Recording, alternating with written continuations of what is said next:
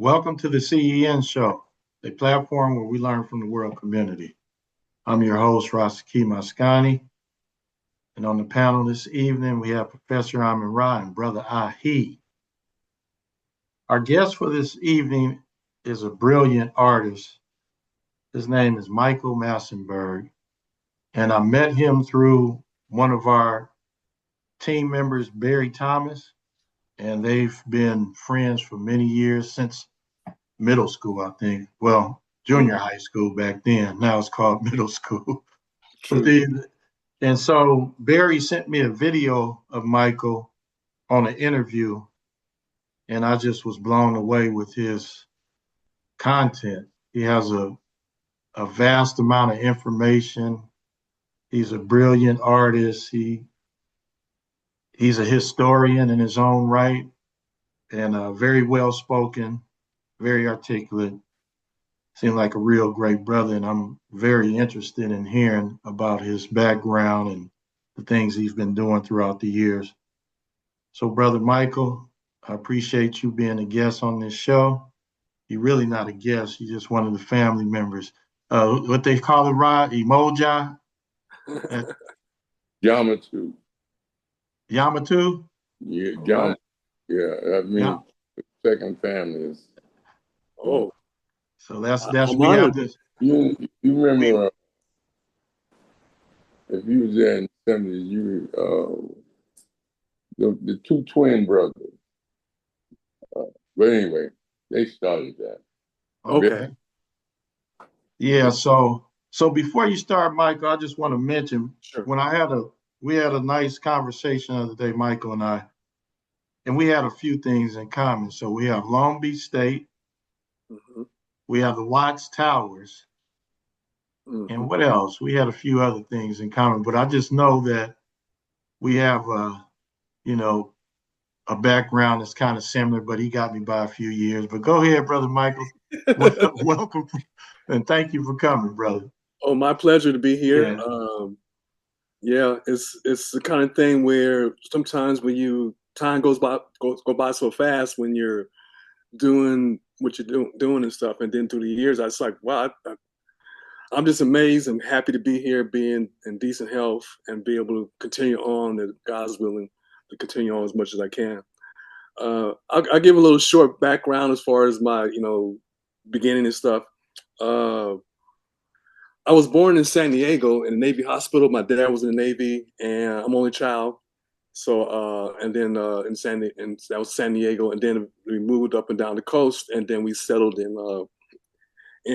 Long Beach, because he settled in Long Beach, and eventually in Los Angeles and South Central area. And so that's kind of like got me all rooted. And I think what's really interesting, but that I'm really feel blessed, is that I never thought about being an artist. I didn't know what that was. It was just something I did as a kid in my own, my own room. During that time, there was no, like, obviously not no internet, obviously no video games and stuff like that at that point. So it was me in my room by myself with no brothers and sisters. After I finished my homework, what I'm going to do? So I started like just drawing to entertain myself. So that was just something I just did naturally, just enjoying that experience and stuff. And then from there,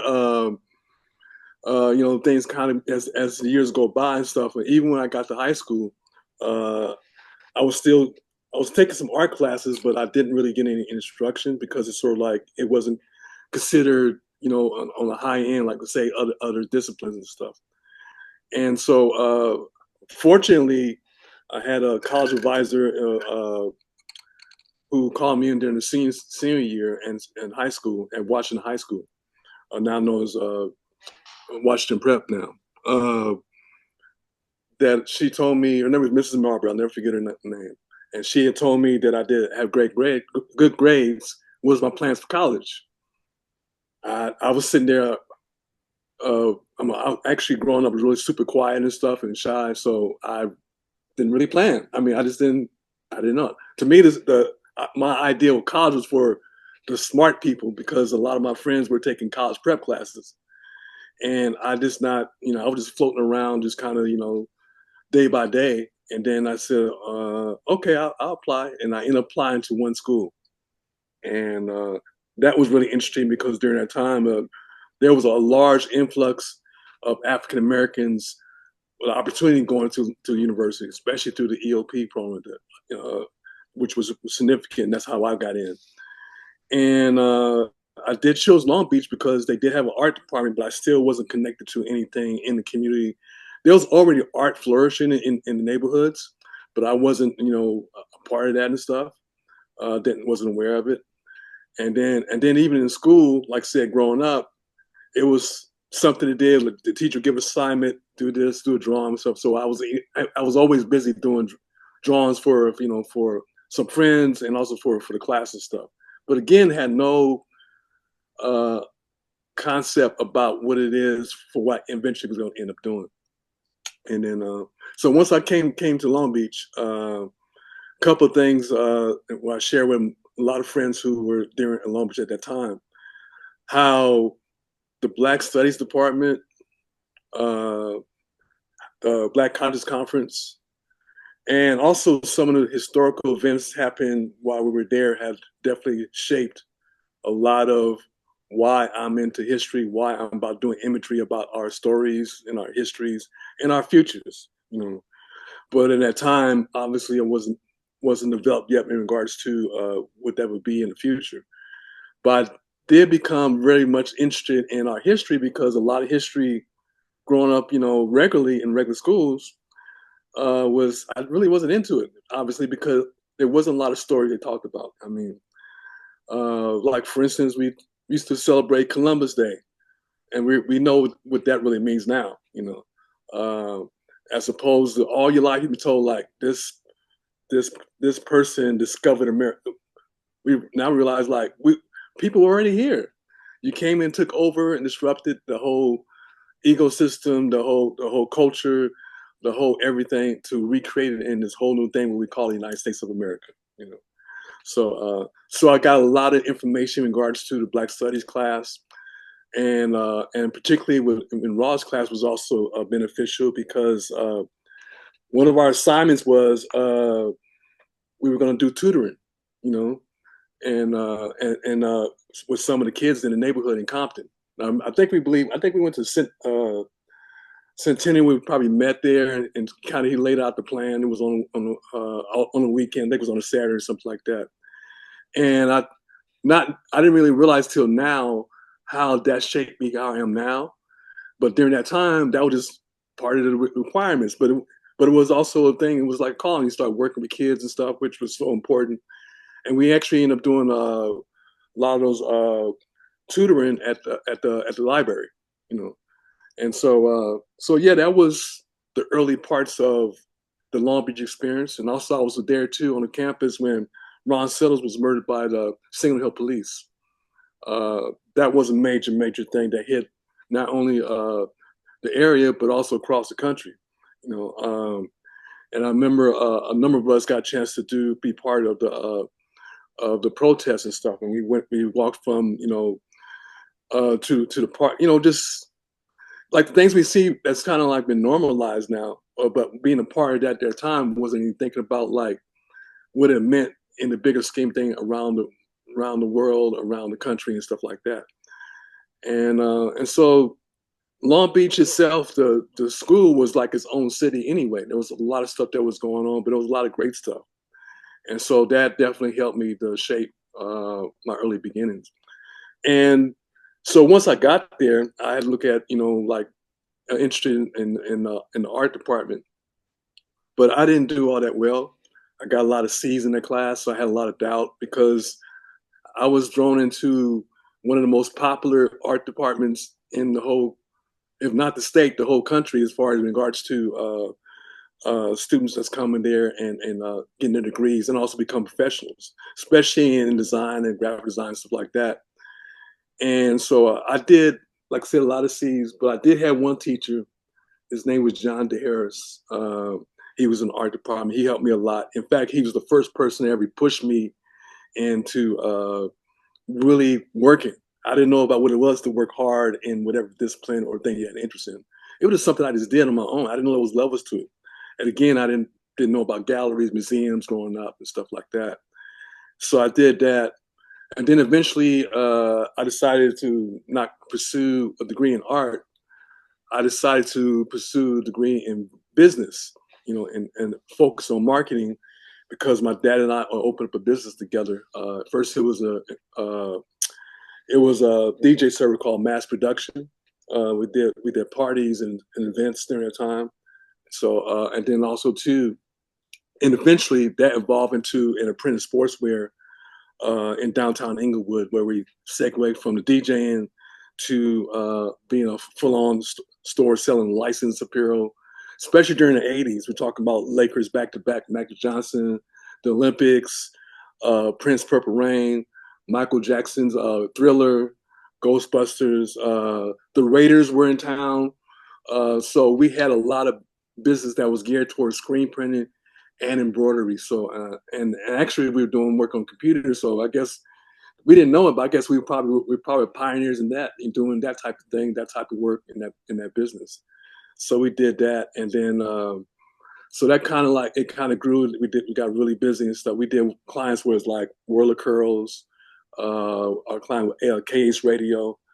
We had some of the boxers who were professional boxers who would come in with their managers and stuff and promoters and stuff, and we did stuff for them for their road. So we did a lot of stuff that kept us really growing and developing and stuff. And then, but one of the last Black Studies class I took was actually a Black arts class, and that was in the Black Studies department. That was the first time I ever saw a book on Black arts, even though they were around, but they were kind of scarce. There's only a few at that time that was actually published. And this was Black artists, and it was written by the late Samela Lewis and Ruth Waddy. And they went across country to interview artists, and they had images of their work and their profiles and stuff. So for me, as a young kid, looking at this, that's the first time I seen Black art outside of maybe one artist. And the artist that I knew about before was the late Charles White, who used to teach at oldest School of Art in downtown. And now it's been relocated to in Westchester. And so at that time, so I said, like, I'm deep into the business, but I decided to take that class, and thought it was kind of interesting. So there was a professor by the name of the Silver, and he was really cool and stuff like that, tall, slender brother and stuff like that. And so I was able to get full of the art with the books that we were covering and talking about those artists and stuff like that, not knowing there was a good number of these artists were in Los Angeles already. So I had no exposure to that at all. So one of the things he did, what the Silvers did was invite his class to come to the Watchtowers Art Center, because he was painting the class. He was going to be a class of light drawing. So I said, I think I want to do that. So I did that. The interesting thing is that that when I got there, that was my first time at the Watchtowers. And the interesting thing was I grew up about like 5 to 7 minutes nearby on the other side of the freeway. So I was close to it and didn't even know it was even there. And so once I got there, and the Silvers was like teaching class, and then I walk into the classroom in the middle of the night, I hear nothing but jazz and Black people painting. I'd never seen them before in my life. So that kind of changed my whole perspective on things and stuff like that. So that's the part I'll stop there, because that just give you the part from growing up to Cal State Long Beach, and there's other chapters too after that, but I want to give you a chance to chime in on it, because we can go on forever. So what I'm gonna do is I'm gonna go to the panel, see if they have any questions or comments, and then I have something I want to ask you about that I want you to speak on. So yes. Okay, Brother Ahi.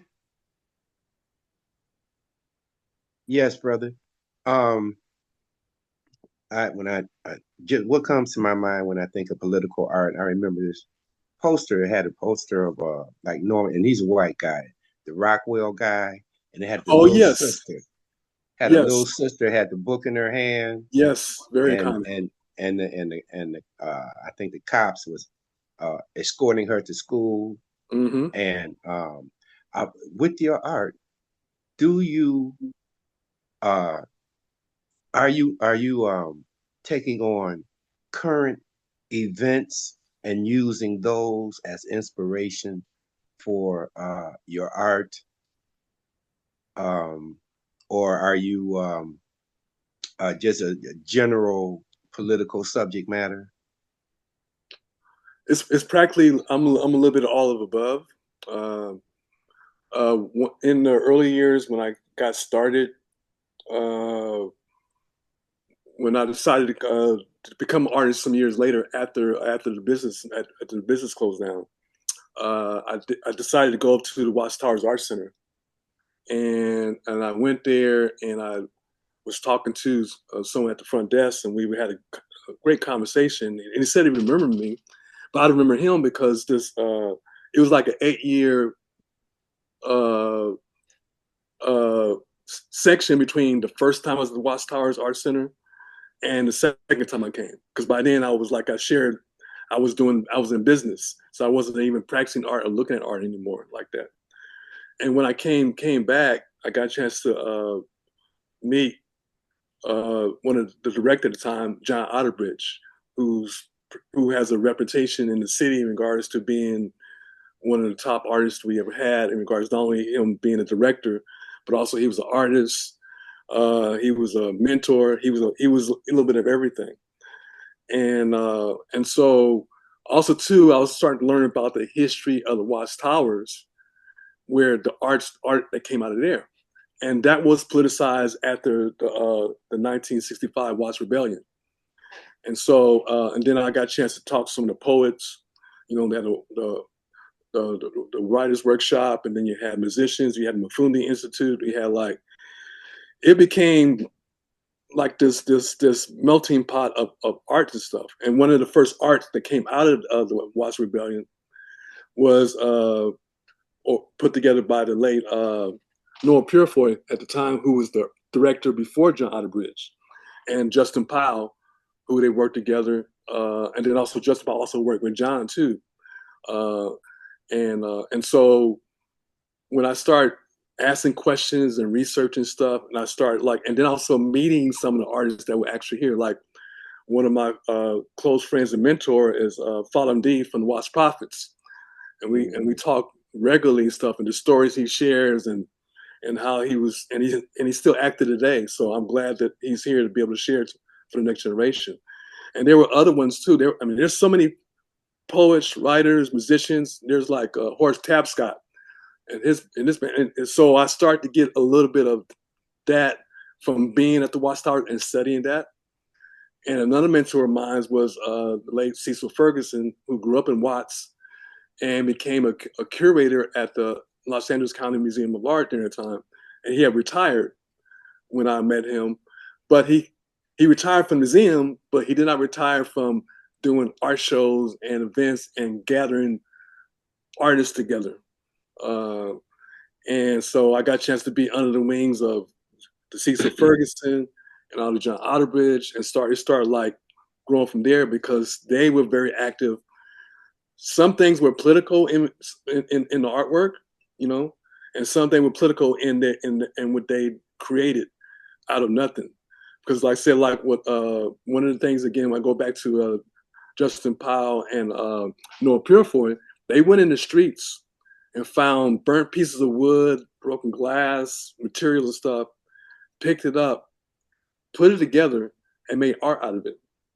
You know? And then it got to a point that became so popular that it started exhibiting those artworks throughout the state. You know, and actually the most famous piece that's actually in Watts at the Watts Towers was done before the Watts Rebellion, which is the Watts Towers itself, which you see the beams go up in the air, and was put together by Simon Radia.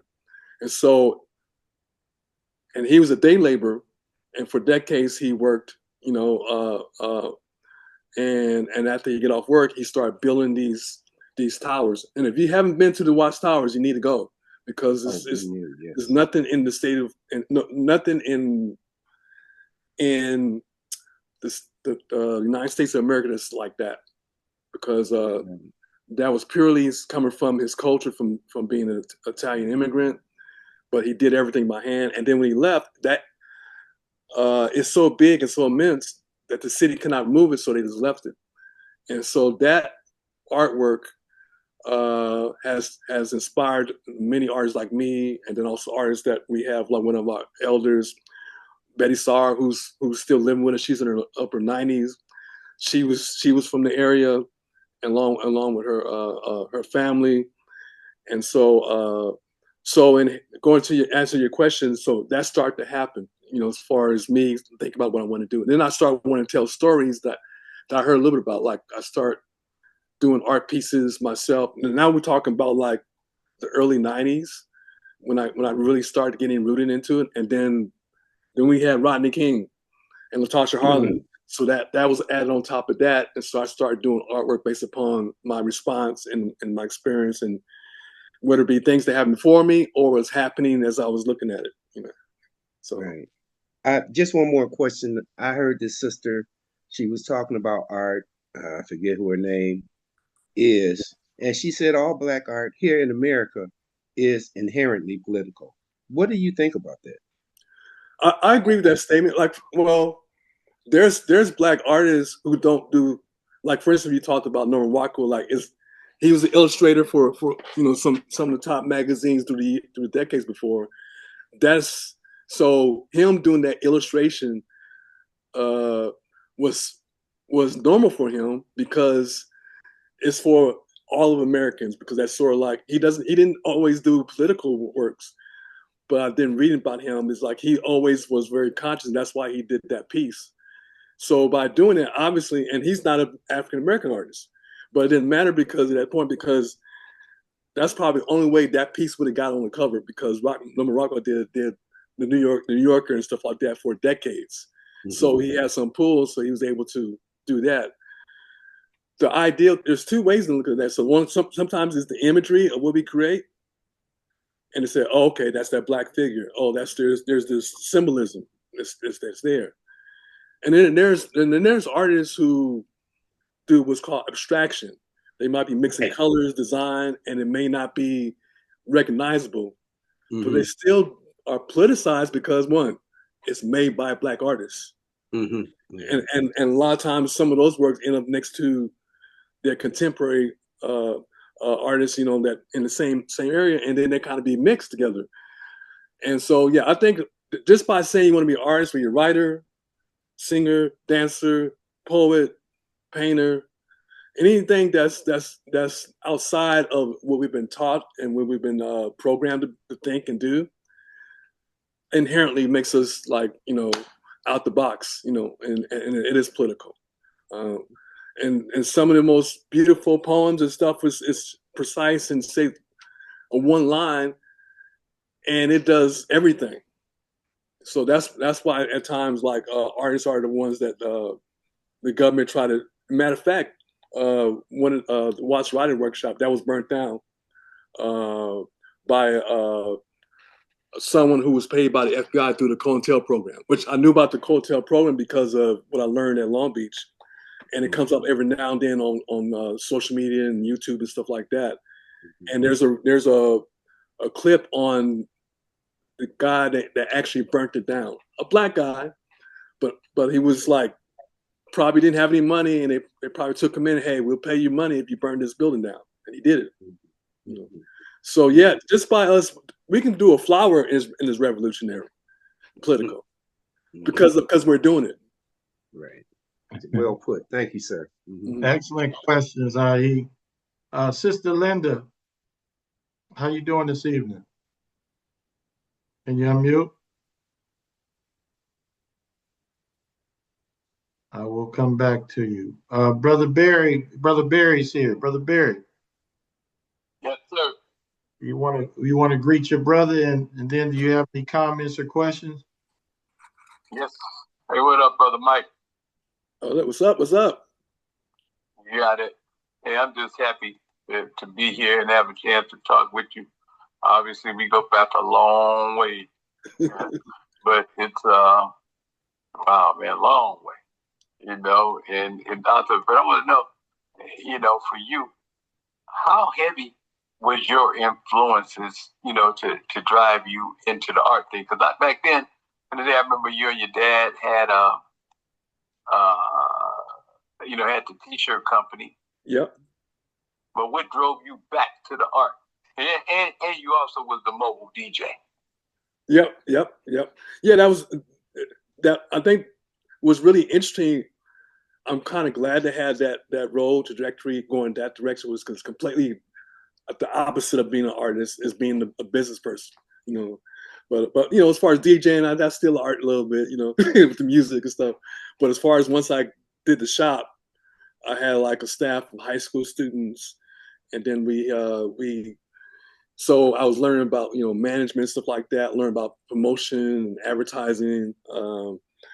Learn how to move. Like for instance, let's say so it was a lot of little things I learned there, and so we did pretty well for quite a while, and then eventually decided to close it down. And then from there, I decided looking at what I'll do next. So I ended up taking some different jobs and stuff like that in the similar industries, and actually it was a point I was driving super shuttle vans for part time, and I remember I was waiting to go into the airport to pick up people, to take them to the hotels or home and stuff.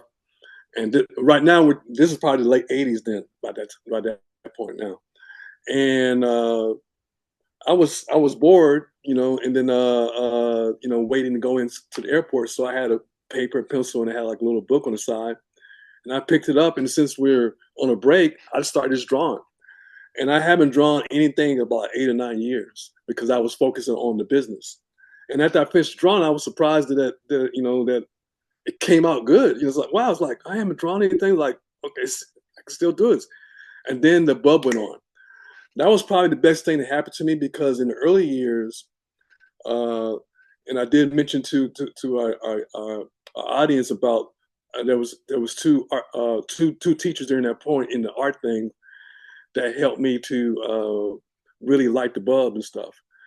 So now I'm in the late '80s. Here I'm now a young adult. I went through went through having the business stuff, and also during all the time too. Another thing that was happening in the community that we can't avoid is the crack epidemic, which was in the '80s. So there was a lot of casualty to that. So we having all these different things going on. But as I was doing the drawing and stuff, I said, you know what? I think I want to do art. So I decided to redo it. So I went back to the towers, and that's where I met John Otterbridge. I mean, well, he remembered me, but I don't remember him at that time. And so we got connected to that, and everything started to grow up from there. I started asking questions, and I started volunteering and working with a lot of different of the elders and stuff, and the artists who were doing like really great work, in the field and stuff. So that's because before I didn't have a passion. It was just something I just did as a kid. So that's why it was easy for me to kind of float off and do something I didn't love, or like I was going to get a regular job like everybody else. And there's nothing wrong with that. But once I had a taste of running my own business, and then I want to do this art all of a sudden, and that was the best time for me to combine those two experiences together to do the art, because it was like, I'm doing this regardless. It wasn't like if it don't work out. I decided I gotta make this work. Okay. And the other thing is too, man, one last question, that, you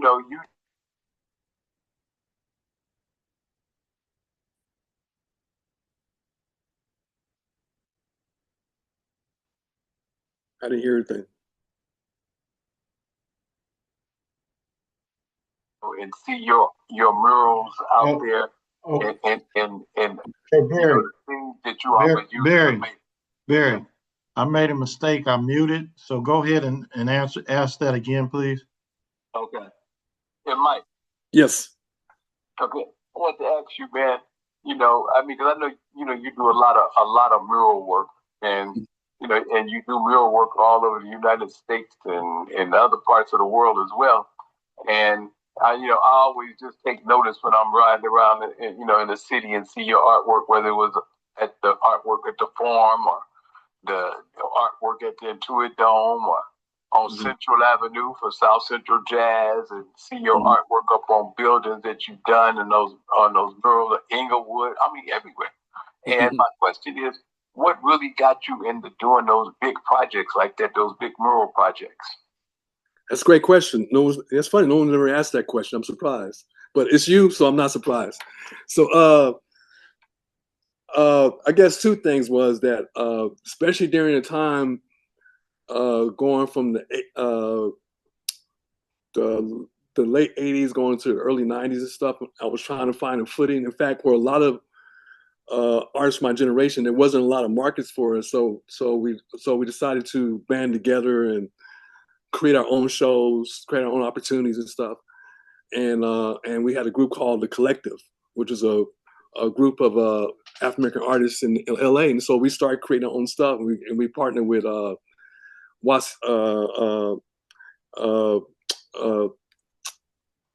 going blank. With Watts, right there on Central. I'm going blank, man. I guess I've been talking so much. I kind of like, so with the Watkins family, with the Watts, WLCC, Ted Watkins. Yes, that's it. I don't know why I went blank. As much as so we were working with them and stuff, and so by thinking about what murals can do, I started thinking about, like, one was, like, a lot of us, we didn't go to galleries and museums, or wasn't aware of it, even though there was people who have, as far as my community. So I wanted to tell stories that way. And the other thing that was even more that also was helpful was that my artwork was, I would do art shows, but that don't mean you're going to sell work. And not that I had to sell work, but when the city and the county and even across the country, they had these programs for murals or public art, meaning public art could be sculpture too. And so there's like you get paid for it. I said, okay, I think I can work this and learn how to, work with the materials as far as painting and also other materials and stuff. And so two people was very instrumental in me doing it in that field. One was Charles Dixon, who's still active today. He did sculpture, and also he was instrumental in helping me do my first commission work in Kansas City, actually, in 1996 and 97. And it was for the American Jazz Museum on 18th and Vine. So I learned about that history and stuff. So I started getting engaged in the history, because that history I didn't know. I knew a little about some of the basic history, but not that particular history of Kansas City, which is rich. We had like Charlie Parker and, kind of basically come from that region.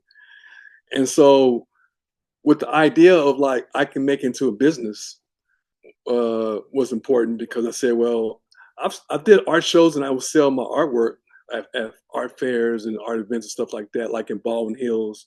I was part of that in the early 90s and stuff. But I think what was really good about me going to the mural side is, like, that actually, if you're doing that, you actually have to be in business. They want you to have a business license. You got to put together a budget. You have to have meetings with the community. All these different things, which things I was used to, which I know is not easy for artists, because some of us could be pretty shy or not really exposed to all that. But for me, it was natural, easy for me to segue into the mural market. I can tell my stories.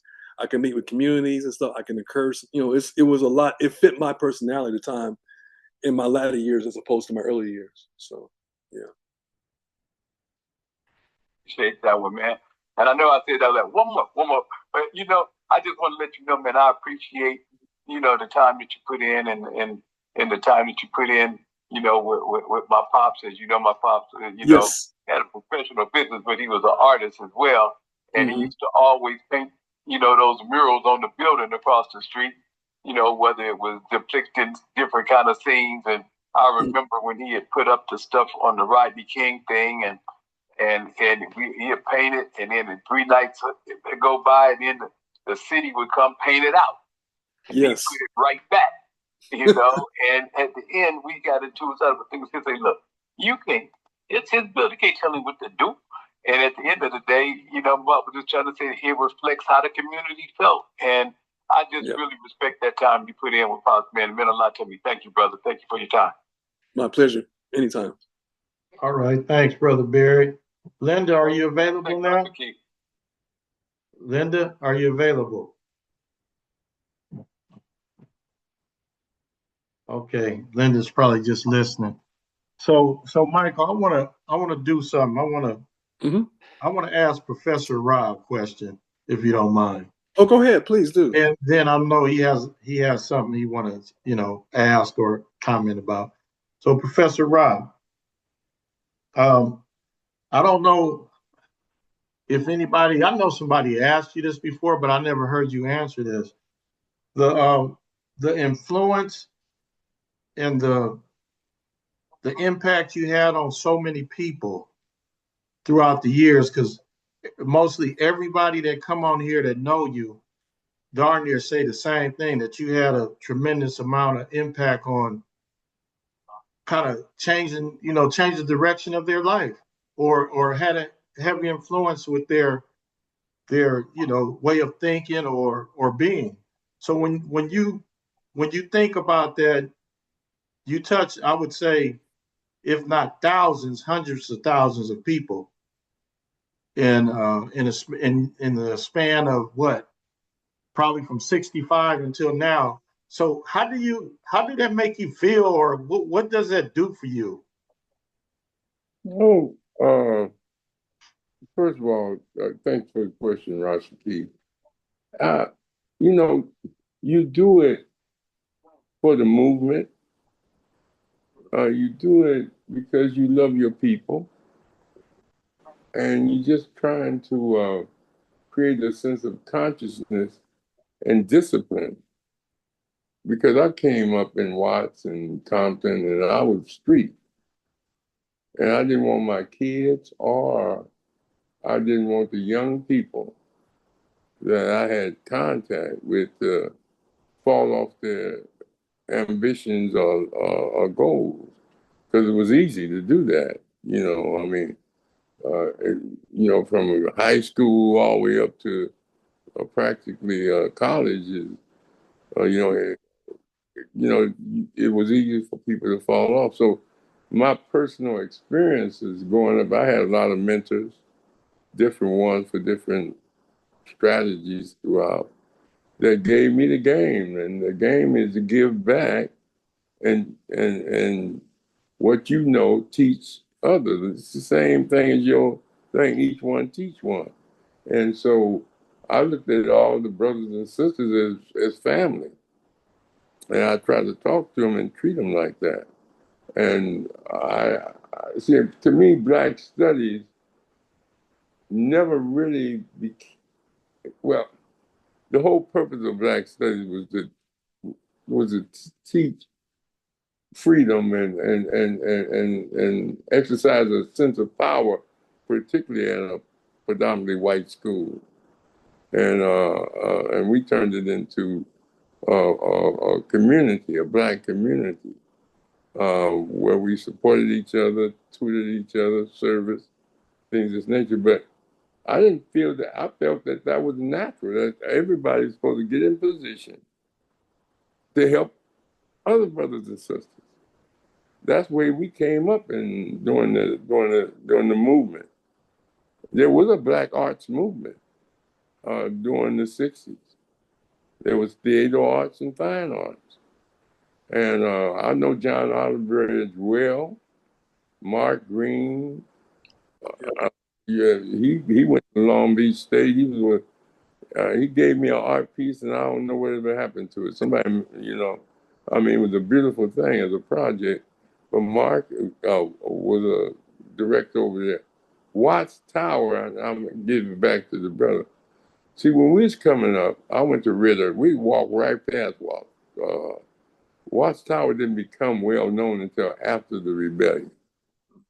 And then the Italian that built it used nothing but glass, bottles. If you ever go to the Watchtower, that's all you see is a bunch of bottles and whatever he could find to put it together. And we didn't know that they was going to designate it as a historical place at that time. But we just walked by it, before the Watts Rebellion. And then after that, they used to have drummers days there where the Congo players would be there, jazz concerts there. But the parking was atrocious. I mean, it was just a little narrow street, and you had to park way down and walk back and all of that. But they used to have marketplaces there, and it was just a beautiful thing, especially under John Arterburn. But the brother before him had events. And so, it's just a beautiful thing. But what I want to say to Brother Massenburg, I really appreciate him pursuing art, because art means freedom. And you can paint you can paint the sun purple. It's your creativity, and art was very essential in our liberation movement. The artists, as he mentioned, the Watts prophets, the last poets, not counting the other arts that people pursued.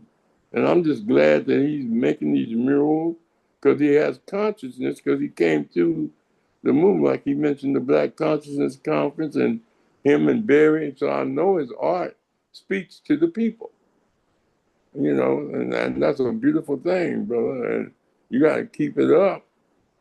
I know you got to make some money while you're doing it, but at the same time, it's beautiful because, like I said, art is liberation.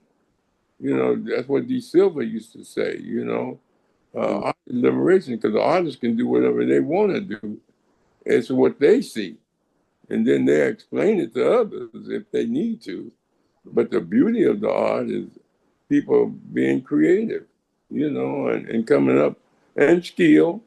They make Kobe murals and basketball murals and here and there, here and there. But most of the time, they try to make a mural to have a message. And they know the message. It was a big, long mural on Crenshaw. Oh, yeah. That was a historical mural. I don't know how long it was. Right there by Doolan's and things of that nature. And man, it was just a beautiful thing, so the art speaks to you. Now, then gang art came in and street art came in, and they started calling it graffiti and things of this nature. But some of that art had a message in it too, So I just appreciate you, brother, for pursuing that. And we know we got a conscious brother dealing with the art, and that's a good thing from that standpoint. I remember your interview where you was talking about you lived down the street from where Sam Cooke was killed, Yep. from the hotel, and you lived down the street where Latasha Harding. But the Latasha Harding case, they didn't let the white woman or the Asian woman off. They found her guilty, but the judge gave her probation. And that's what set people off. And the same thing with Rodney King, as you were saying. There was a white boy named Holiday that filmed Rodney King, and they ended up arresting him, with his video. And the Watts and the LA 92 was different from LA 65, because LA 92 was multicultural people and families was out there, when LA 65 was mostly black men out there. You understand? But still, you can tell by how many people were arrested and how many people were shot and killed. The difference in LA 92. Mostly Latinos were killed in LA 92. But anyway, getting back to your art, brother, keep pushing. Keep pushing that brush, keep pushing it, because we need brothers like you on the art side, you know, to keep the art movement going throughout. And it's not, like Barry was saying, the jazz concerts, Leimert Park, all those, we got a lot of centers for art that people, they have art festivals all the time, brother. And I'm pretty sure I know down in Laguna, they have a big art festival. Sure. Yeah, so it's just good to see you with your creativity, brother. And I just say I'm glad that you were part of the Long Beach State movement with Barry and Tybee and Ijao and all the brothers that made up that movement when we, stood strong on the campus. And I'm glad you was there in the 80s, especially the Ron Settles days.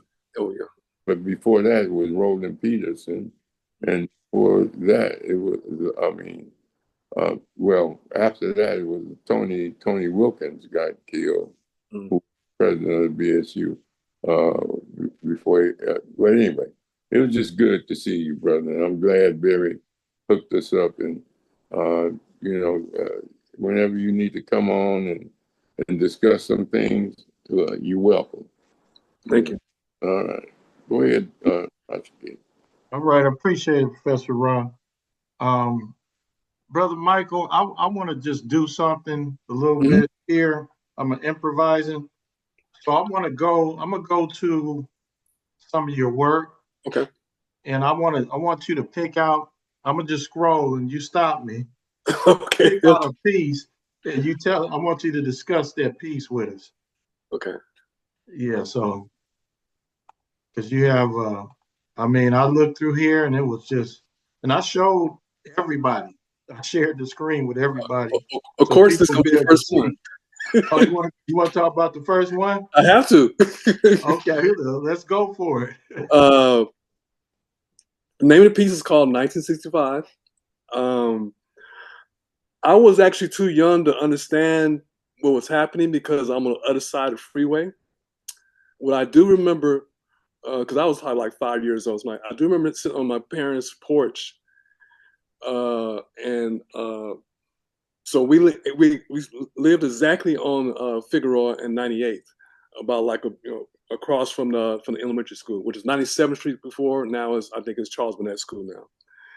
And I remember sitting on the porch and I see these two Jeeps that will drive by the alley in front of by the house and parked in the middle of the street.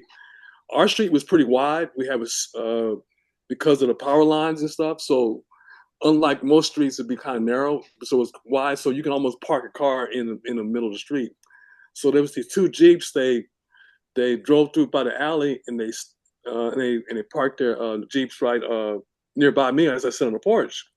I'm sitting there fascinated because I had no idea what's going on. But as a 5-year-old, I'm thinking about like G.I. Joes and toy soldiers, and because we've been talking through all kind of that other stuff. That tells you how much the imagery has been drilled into us. I think now as kids, with toy guns and and cowboys and Indians. So I think it goes to the same mindset, I guess, how we've been programmed and they don't even know it. I'm sitting there like had no idea what's going on, but I remember my mom talked about it. That was the most fearful she'd been in her life, even though we were on the other side where you didn't see any of the things happening because, like I said, we were like 5 to 7 minutes away from Watts area on the other side. So through the years, in the early years, I wanted to tell different stories, and I'll tell you what was really interesting about this. I worked in what's called collage, which means so I have drawing, painting. I might add photographs to it. I might just newspaper clippings. And actually, that particular piece has to tell you how things kind of work out because I know when I was working on the piece, I had a friend of mine had a gallery over in the Crenshaw area and stuff, and he was doing remodeling and he said, "Oh, Mike, is like I've been going through these walls and stuff. There's these newspapers. It may be something you can use, So he was, building a doorway and stuff and creating another doorway for his space. And he took out these crumbled up pieces of newspaper. It was actually this piece right here. It was actually the actual newspaper that was in the wall for installation all that time. So I looked at it and I said, like, and I already had started working on this piece already. And I looked at it and said, oh man, this is actually the real newspaper, and it's kind of old, it's yellow. It was perfect, not only because it was an actual newspaper, but because of the color of it. It was already yellowed and brown because of deterioration. And it was perfect for me to kind of add those different elements. So it was interesting how that came to being just by, you know, I would say it has to be spirit, because I couldn't find that newspaper clipping anywhere. I wouldn't even know it existed, because I'm like, but again, I was already working on this piece and it kind of just showed up. So so during that time I was doing a lot of stuff like this piece. I did a piece on the LA chapter of the Black Panthers, because I know I was hearing a lot of different stories about what happened at UCLA. And so I was always been intrigued in regards to doing stuff that's in the neighborhood. Because like what Professor Rahh mentioned, there's so much history in our front yard. We don't have to go far. You know, it's right there in front of us. You know. Yeah. It's okay? Yeah. Okay. All right. Thank you, Papa.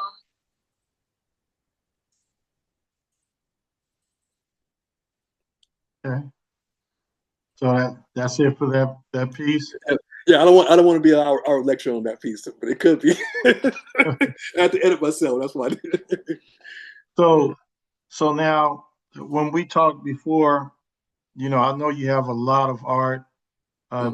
You know, they mentioned I know Barry mentioned it, and I don't know if you mentioned it, the Intuit Dome. You have a painting there. Yeah, that's probably that's the newest piece, and it's the biggest piece, and it's probably the most visible, because there's other pieces I have around LA, in schools and parks, but the one in Intuit Dome that was done in last year in 2024. That'll probably be one that people probably will see more often, because it's large and it's on a major busy street off of Century and Prairie, you know. And what was good about that piece is that they kind of they had ideas and stuff, but they didn't try to make me do something. So sometimes the client would say, we want it like this and that. That's why, like, I usually work with projects where it's going to be a vision that I see. In this case, they have pre-selected some artists already, and because I'm active in Inglewood, so had an impact on why I was one of 7 artists and stuff. And the thing that the thing that was really was a blessing was, it's the most visible piece of anybody can see. If they want to see one work, that might be the best piece, because, like I said, there's parks. I'm at Van Ness Park. I'm at Mark Twain Library. I'm at the Elliott Home off near Florence, and you know, in that area and stuff like there. There's also, so I have a lot of stuff that's kind of scattered out, but you have to be at those locations. And this right here is very visible because it's on Prairie and Century, and it's very busy, obviously, because of the Intuit Dome and the traffic, and it's in walking distance, almost not that far from the SoFi. So I wanted to do something about the community. So I said I want to make it kind of light, where I do like dancing, music, also athletics, and sort of like playing basketball, could be soccer, playing tennis. Then I have some cultural stuff in there. I have dancers in there. So, and I have some of the people are actually friends of mine. I have like a you know, like a young musician, part of a marching band and stuff like that we had like from the high schools. So I wanted to kind of make it it has some different elements of multicultural, but it's okay, because the thing that was important to me was, no matter how the community changed, that piece will still be there, you know. And because it's done on materials, like it was done on steel, so it won't fade, it won't get graffiti. It's large, it's easy to see. I said I want to make sure that, you know, that I would like to have pieces that have long lasting, because sometimes pieces don't last long because they can get graffiti or something happened to a building, they'll tear a building down. It can be any number of things, because I have other artworks and stuff that has disappeared. Like I did Central Avenue in the early 2000s, and we're talking about bringing that back, of that history, of the jazz festival, stuff like that. All right, excellent, excellent. So we definitely want to have you back on so we could talk about more Sure. more history and want to see a lot of your art. I gave the audience a preview of what you had on your website, and it was very nice. So we can get into that on a later date. I'll go around one more time if you have time to Sure, I got time. see if anybody have any additional questions or comments.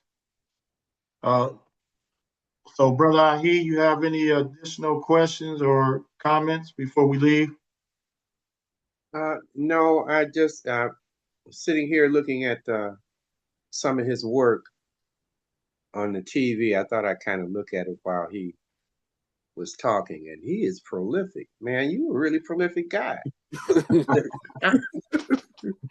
I'm just looking at this one piece, the Massenburg art drone clip.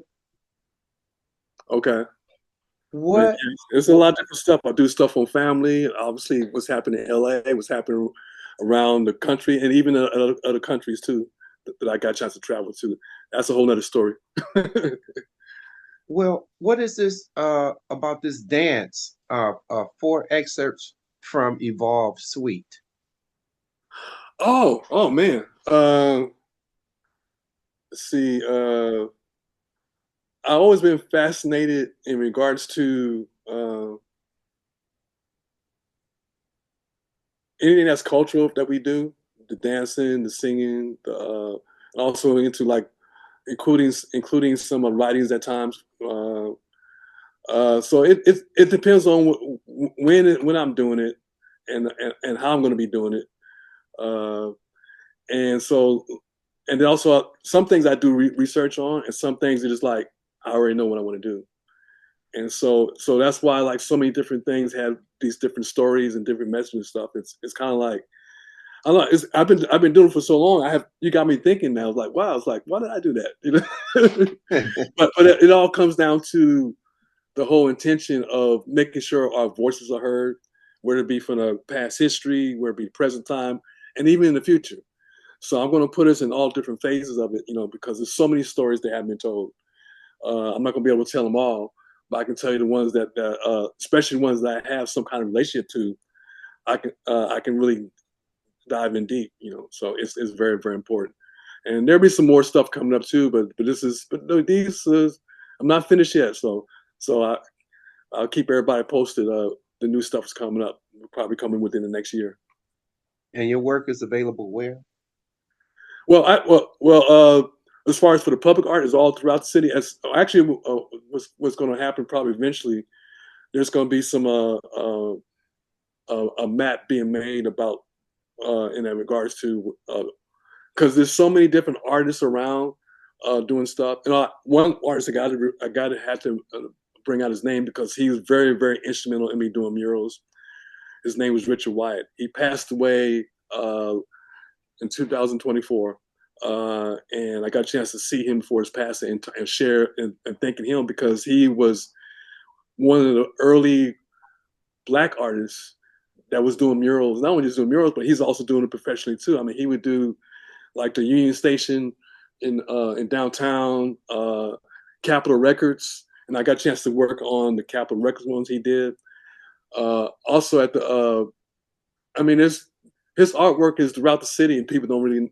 Oh, Inglewood High School. There's a mural of Native Americans on the side on Manchester.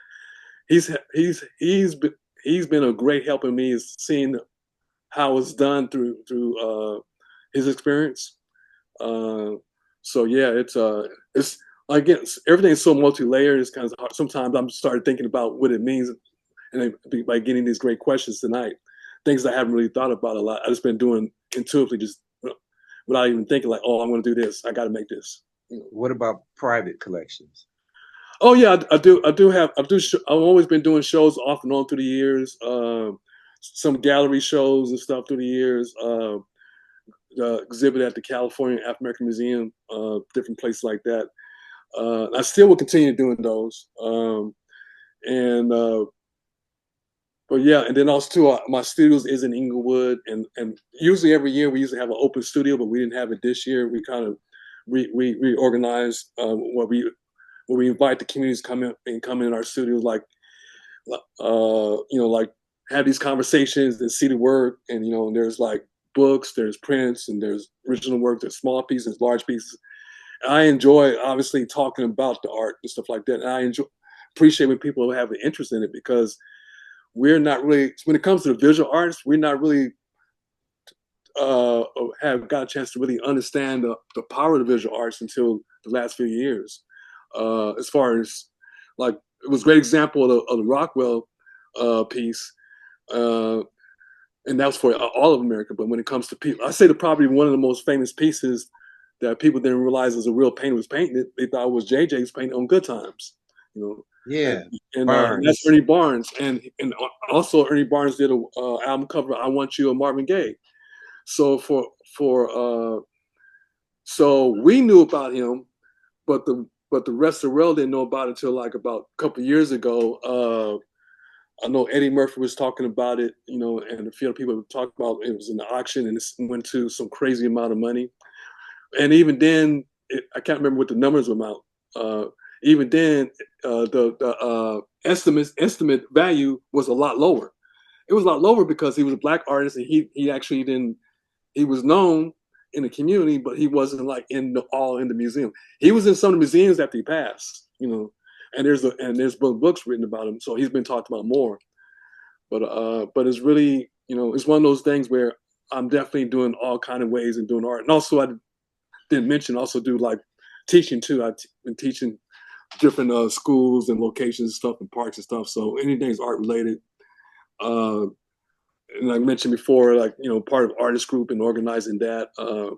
We're going to be talking about stories about how we organized in the beginning 2000s and what we're doing now, based upon a lot of our mentorship and stuff. And yeah. Do you have like lithographs or something like a person like me I could or admirer could purchase, or are you only dealing with Yes, original? I have some. I have some of those, and then I have like regular posters too. I have books and stuff. So yeah, I'm always conscious about meeting when everybody is, because because I also buy art too. So I said, man, I want that get that work. Was like, I can't do that, and I was like, oh, I love this work here, and it's like perfect. I want. So my thing is also the business side of me has been very important in regards to having things that's available for the public, whether it be large commission work in a home or be like you said, lithograph, limited edition, or even a poster. And like I said, I even have a self-published book that I did when I went to Senegal for residency. So I have that available too. And so there's a lot of things. I do have a little bit for everybody. Yeah. Available where? It's on my website. You can go to it's at Beacon's Art Building. Is at 808 North La Brea, near La Brea and Centinela. Used to be it's this big, gigantic building. Used to be a storage. Now it's an artist studio. It's like 4 floors. So I'm here a lot unless I'm traveling or working on a mural. But if you go to my website, send me a message, and we can definitely link up. All right, thank you, brother. Thank you. Okay, Barry, any last words? No, I'm good. Thanks for your time, Mike. Appreciate it. More to come. Mr. Ron? You on mute. First of all, again, I want to say that we really appreciate you being on the show and doing your thing, discussing, your profession and your murals and things of this nature. But see, most artists, they don't like to sell their pieces. Mm-hmm. Many of them, because they put a price on it to make you shake your head. True. You understand? Because of the creativity. But Lynda said she couldn't get her mic working. She's Okay. down in Florida. That's why she couldn't come on. And Oh. she wants you to say your website. Okay. Yeah, michaelmassenburg.com. Maybe. If, yeah, we can probably. Or he can Because put there it. could be some way we can probably send her the information and stuff as far as Yeah. you know, and so yeah, Florida. Matter of fact, I have actually done stuff in Florida. I went part of Florida. I did a couple in Daytona Beach. I did stuff at and also at Bethune-Cookman. That was a few years back. So I'm familiar with some parts of Florida for sure. Well, that's good.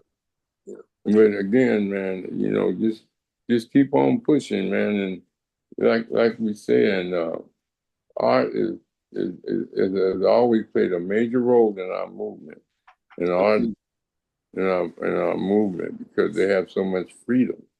Mm-hmm. You know, it may be theater arts or fine arts. You get a doctorate in you only can get a doctorate of in art and history of the art. Mm-hmm. Everything else is an MFA, Master's of True. Fine Arts, and that's what D. Silva had. He had two of them. Mm-hmm. Mm-hmm. You know, he's one of my closest friends. Yeah. I'm just glad that you are keeping the art alive, because it speaks to you. Mm-hmm. It speaks to you, and we need artists, conscious artists. So I'm glad you were here to explain what you do with the murals. And then some of them you have to do for money for people that want things. But at the same time, I know that you just love to put messages up in your art. So I appreciate it. All right. Thank you. All right. All right. Brother Michael, any last words from you before we Thank you. get to you another time? Because we definitely Yes, for want to sure. come We back can do on. this again. For sure. I mean, because I know it's a lot covered, you know, in a short period of time, which is like sometimes, oh man, going back from a kid up until now, that's a lot to cover, I know. But at least it gave everybody at least a little bit of a sample. And we can do it again. We can do certain things and stuff. We can do something that could have a theme for it or something like that, conversation. Because there's a lot of important conversations need to be taken, within ourselves as far as how we want to move forward in this world based upon what's going on. So, Okay, well, we appreciate you, man. Really, we do. And I definitely want to talk to you. Can you stay on for about a few minutes? sure. Okay. Okay. So now, Professor Rahh, Yeah. anything for Tuesday? I'm trying to get a Keely back on. Okay. Of Black Lives Matter. Okay. I'll confirm it by tomorrow. All right. So we have a few things going on. I'm going to share the screen. So we have a show tomorrow.